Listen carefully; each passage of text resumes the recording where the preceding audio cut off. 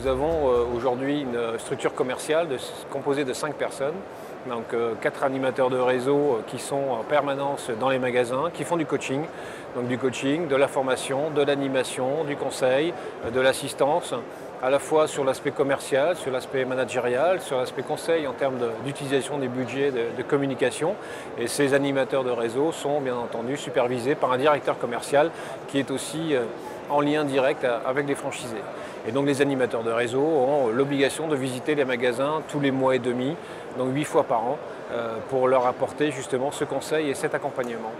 Il y a une équipe de lancement qui est là tous les jours pendant une semaine et qui fait avec vous les services. On fait d'ailleurs un service blanc au départ pour se faire la main. Et au niveau de leur aide tout au long de l'année, c'est un responsable réseau qui passe une fois par mois faire un point sur la marge, sur les frais de personnel, sur les négociations fournisseurs, sur les nouveaux produits, la nouvelle carte. J'ai eu affaire à un développeur qui se déplaçait très régulièrement sur Nantes. Disons qu'ils sont très implantés au niveau des acteurs locaux, donc ils sont au courant de beaucoup d'informations que nous, en tant que particuliers, changeant de ville, on est un petit peu perdus. C'était beaucoup plus facile, sans eux, je n'aurais pas pu.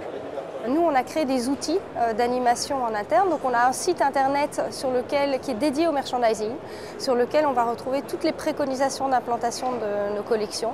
Donc, chaque semaine, on vient poster les préconisations qui correspondent aux nouvelles collections qui arrivent en magasin. On a aussi un espèce de journal hebdomadaire qui est envoyé tous les lundis au réseau et qui donne toutes les infos aux franchisés pour la semaine. Les produits qui vont arriver, les opérations, les nouveautés, éventuellement des nouvelles procédures, des rappels sur la formation, etc.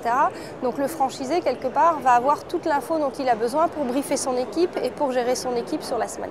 On a mis en place tout un programme de formation pour nos équipes, parce que c'est nos premiers clients. Et s'ils sont bien à l'aise et qu'ils durent dans notre enseigne, et ben, ça rassure le client aussi. Et du coup, ça assure une fidélisation et ça assure un chiffre d'affaires.